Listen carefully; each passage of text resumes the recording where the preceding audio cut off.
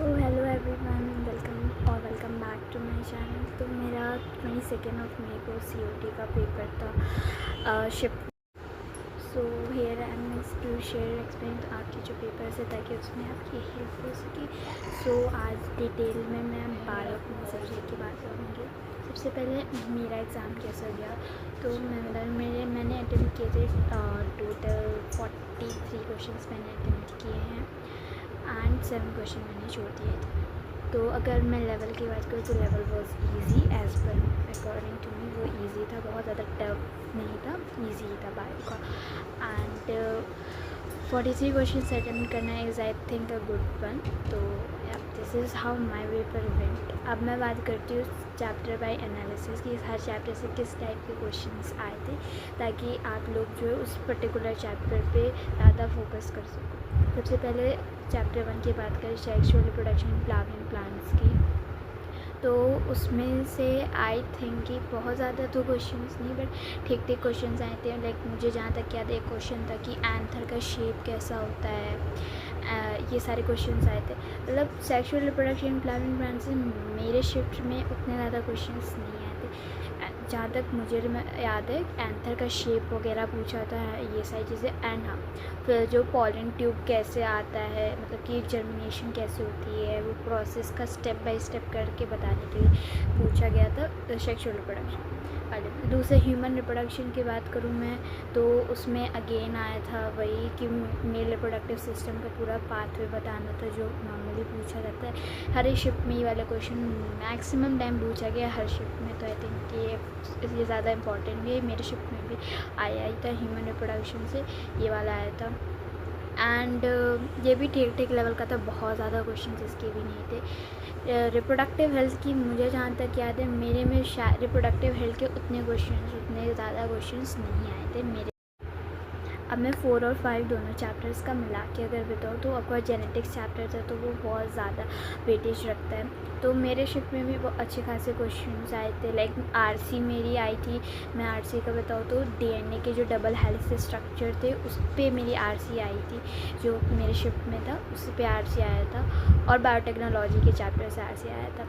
तो जेनेटिक्स वाला चैप्टर में मेरी 2 RC तो उसी से आई थी। एंड MCQs में तो 2-3 क्वेश्चंस ऐसे नॉर्मली पूछे थे, जैसे कि एडेनिन थाइमिन से कितने बॉन्ड बनाता है, कितने बॉन्ड के साथ लाइक 2 हाइड्रोजन बनाता है। ये सारे ऐसे से क्वेश्चन, बहुत टफ क्वेश्चन नहीं पूछा था, बट हाँ क्वेश्चन अच्छे से आए थे जेनेटिक्स में। तो जेनेटिक्स वाले चैप्टर्स मुझे जहाँ लगता है मेरे शिफ्ट में ज़्यादा वेटेज में रखा था। साइंटिस्ट के नेम मेरे शिफ्ट में बहुत ज़्यादा नहीं पूछे थे कि साइंटिस्ट के नेम जैसे होते हैं कि बहुत पूछे जाते हैं, पर मेरे शिफ्ट में साइंटिस्ट के नेम से रिलेटेड कोई क्वेश्चन उतना नहीं पूछा था।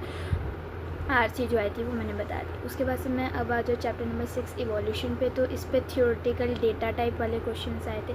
जो एक ये वाला जो चार्ट था, इससे क्वेश्चंस आए थे, इसको हम लोग को अरेंज करना था। ये वाला क्वेश्चन मुझे आया था। तो पर्टिकुलर ऑर्डर में इसको हमें अरेंज करना था कि कौन सा क्रेटा पहले आएगा, लाइक कौन सा पहले आएगा, ये सारी चीज़ें होनी थी। तो वो चीज़। अब मैं बात करूँ चैप्टर नंबर 7 की ह्यूमन हेल्थ एंड डिसीज़ की। तो ह्यूमन हेल्थ डिसीज़ से ये वाले 4 से क्वेश्चन आए थे। लाइक इसको पूरा हमें अरेंज करना था, किस ऑर्डर में कैसे कैसे होते, जब ह्यूमन बॉडी में किस तरह से होता है। एंड कुछ डिसीज़ेस के भी आए थे, इन्हें मैच करना था कि हाँ ये डिसीज़ का ये पैथोजन है, ये सारी मैच करना था। एंड यही सेम चीज़ कुछ जेनेटिक्स की भी मैं अभी याद कर दूँ तो जो डिसीज़ वाला टॉपिक है, लाइक क्लिनफिंटर, सिकल सेल एनीमिया, ये बहुत इससे ज़्यादातर अगर जेनेटिक्स में से मैं बात करूँ तो इस वाले पार्ट से मेरे शिफ्ट में इस सारे से आए थे। मैच द फॉलोइंग के फॉर्म में बहुत ज़्यादा पूछे, 2-3 क्वेश्चन इसी से पूछे गए थे। सिकल सेल एनीमिया कौन सा है, एंड फिर एक आ गया था मैच द फॉलोइंग में ही करने के लिए आ गया था। ये सारी चीज़ें थी। सो या फिर अब मैं आ जाऊँ चैप्टर 8 ह्यूमन वेलफेयर वाले में। तो उससे मुझे जहाँ तक याद है कि 1-2 क्वेश्चन आए थे बैक्टीरिया वाले पे, कि कौन सा किससे बनता है। लाइक जैसे वो बायोएक्टिव मॉलिक्यूल्स हैं, साइक्लोस्पोरिनेज, स्ट्रिप्टोकाइनेज, ये सारे कौन से बनते हैं, उससे क्वेश्चन आए थे। उसके बैक्टीरिया किससे वो एक्सट्रैक्ट होता है, ये सारे क्वेश्चन माइक्रोबायोलॉजी से आए थे। फिर मैं 9 एंड 10 बायोटेक्नोलॉजी के चैप्टर बताऊँ तो ये सेकेंड था पार्ट, जो कि सबसे हाई वेटेज था मेरे शिफ्ट में, क्योंकि कि इससे अच्छे खासे क्वेश्चन आए थे। एक आरसी मुझे जहाँ तक याद है, एक या दो आरसी, एक आरसी आई थी, उससे 2-3 क्वेश्चन थे, वो बायोटेक्नोलॉजी चैप्टर का ही था। और वो आरएनए इंटरफेरेंस, जो आरएनए इंटरफेरेंस है साइलेंसिंग वाला, जो उससे था। एंड इसी वाले सेम टॉपिक से 2-3 MCQs भी मेरे शिफ्ट में थे, अलग से वो भी था। तो आई थिंक कि बायोटेक्नोलॉजी का ज़्यादा था। तो उसके बाद से अब मैं लास्ट के इकोलॉजी वाले चैप्टर्स की अगर मैं बात करूँ तो उससे ज़्यादा क्वेश्चन तो नहीं, मतलब डेटा वाले क्वेश्चन से आए थे। लाइक मुझे एक क्वेश्चन जहाँ तक याद है कि 2011 सेंसस के हिसाब से जो पॉपुलेशन थी वो कितनी ज़्यादा लाइक बढ़ी घटी, ऐसा कुछ क्वेश्चन था, उससे रिलेटेड क्वेश्चन कुछ आए थे। तो मुझे इकोलॉजी वाले चैप्टर से ये वाला क्वेश्चन आया था, डेटा वाले क्वेश्चन आए थे। एक और क्वेश्चन जो मुझे याद है पिरामिड वाले से आया था कि कौन सा ऐसा पिरामिड है जो कि कभी इन्वर्टेड नहीं हो सकता। ये क्वेश्चन मैंने प्रैक्टिस में भी किया था। तो ये सारी इकोलॉजी वाले से मुझे ज़्यादा लगता है कि डेटा वाले क्वेश्चन और बायोडाइवर्सिटी वाले कंजर्वेशन वाले चैप्टर से ऑफकोर्स आया था कि बायोडाइवर्सिटी हॉटस्पॉट्स कितने होते हैं। तो ये कि इस वाले चैप्टर से ज़्यादातर डेटाबेस के क्वेश्चन आते हैं। लाइक चैप्टर लास्ट जो है 13 बायोडाइवर्सिटी एंड कंजर्वेशन, मैं आई वुड सजेस्ट कि एकदम अच्छे से NCERT तो रीड, क्योंकि उससे डेटाबेस वाले के क्वेश्चन ज़्यादातर आए हैं। लाइक मेरे शिफ्ट में तो बहुत अच्छे से मुझे ना डेटाबेस वाले क्वेश्चन आए। तो अब मैं बात करती हूँ कि क्या कोई ऐसे वीडियो या PYQ लेक्चर जिससे कि हाँ मैंने देखा तो मुझे लगा कि हाँ इससे सच में क्वेश्चंस आए थे। तो ये आई वुड सजेस्ट कि अगर मान लो तुम्हारा पेपर कल है या परसों है, नहीं बहुत ज़्यादा टाइम नहीं है तुम्हारे पास, तो आई वुड सजेस्ट कि तुम CUT वाले से आरुषि मैम की ये वाली वीडियो ज़रूर से देखना, मोस्ट रिपीटेड वाली, क्योंकि आई थिंक कि ये बहुत ज़्यादा हेल्पफुल थी। जो क्वेश्चंस इन्होंने बताए थे इस वाले पर्टिकुलर वीडियो में, उसमें से कुछ क्वेश्चंस रिपीट हुए थे मेरे शिफ्ट में। आई डोंट नो वो शिफ्ट 2 और बाकी टाइम, बट मेरे शिफ्ट में रिपीट हुए थे। एंड तुम लोग उसमें चेक भी करोगे ना उनके कमेंट सेक्शन में, इस वीडियो के, उसमें से 1-2 कमेंट्स में मिल जाएंगे जिसमें था कि हाँ सच में इस वाले वीडियो से आए थे क्वेश्चन। तो वो मेरे में भी शिफ्ट में भी होता कि कुछ क्वेश्चन सच में रिपीट हुए थे। And like I would say कि एक रात पहले तुम ये अभी रिसेंटली ये वाली एक वीडियो आई है, इनके ये वाली वीडियो बताई क्योंकि इन्होंने शिफ्ट के पूरे शिफ्ट्स के जितने भी पेपर हुए बायो के एनालिसिस करके इसमें बताई।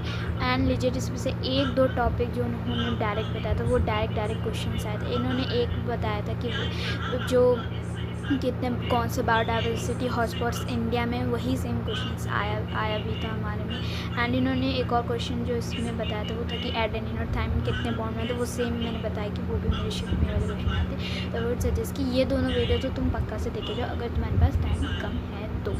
बाकी आई वुड सजेस्ट कि अगर तुम्हारे पास इनफ टाइम है तो प्रिपेयर हो, तुम्हें बहुत मतलब अच्छे खासे PYQs प्रैक्टिस करने हैं अच्छे से, तो आई वुड सजेस्ट कि तुम ये CUT अड्डा वाली पूरी वीडियो देख सकते हो। I don't remember her name क्या है, बट इनकी ये पूरी प्लेलिस्ट है। सो आप ये वाले अगर तुम्हें लेक्चर्स बहुत ज़्यादा देखने का नहीं है तो तुम CUT वाले से ही बिल्कुल देख सकते हो, क्योंकि आई थिंक ये टाइम सेविंग भी होगा और ज़्यादा अच्छा भी होगा। बाकी अगर तुम्हें बहुत क्वेश्चंस प्रैक्टिस करने हैं तो तुम CUT अड्डा को फॉलो कर सकते हो। आगे आई वुड से कि जो भी प्रिपरेशन है करो अच्छे से, क्योंकि पेपर बहुत ज़्यादा टफ नहीं आता है बायो का। इट्स अ गुड अटैम्प्ट अगर तुम लोग अच्छे से पढ़ के NCERT बेस करके जाओगे तो बहुत अच्छे से हो जाएगा। बहुत ज़्यादा टफ तो बिल्कुल ही नहीं आता फर्स्ट बायो, तो अच्छे खासे 40 to 43 क्वेश्चन अटेम्प्ट करोगे तो ऑलरेडी मैं 230 मार्क्स ऑलरेडी पहुँच जाएंगे। 1-2 क्वेश्चन गलत भी हुआ तो भी तुम 200 के क्राइटेरिया के अंदर रहोगे।